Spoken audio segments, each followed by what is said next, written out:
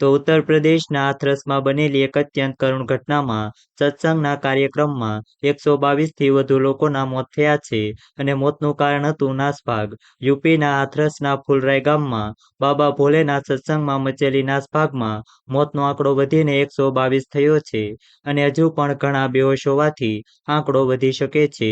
મૃતકોમાં મોટા ભાગની મહિલાઓ છે, જેઓ મોટી સંખ્યામાં સત્સંગ સાંભળવા આવી હતી. ફુલરાય ગામમાં બાબા ભોલેનો સત્સંગ ચાલી રહ્યો હતો.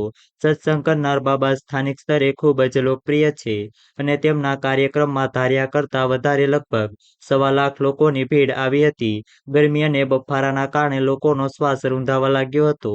સત્સંગ પૂરો થયા પછી જ્યારે લોકો બહાર જવા માટે ઊભા થયા તો તે બેભાન થઈને પડવા લાગ્યા, જેના કારણે ત્યાં નાસભાગ મચી ગઈ હતી. નાસભાગમાં મહિલાઓ, પુરુષો અને બાળકો જમીન પર પડ્યા હતા.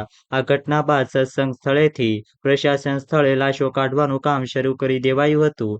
અત્યાર સુધી 122 લાશો મળી છે અને હજુ વધારે નીકળવાની સંભાવના છે. હોસ્પિટલમાં પણ લાશોના ઢગલા થવા લાગ્યા છે. તો વધુ માહિતી મેળવવા માટે ચેનલ સાથે જોડાયેલા રહો. વિડીયો પસંદ આવે તો વિડીયોને લાઈક કરી દેજો. ચેનલમાં નવા છો તો ચેનલને સબસ્ક્રાઇબ કરી દેજો.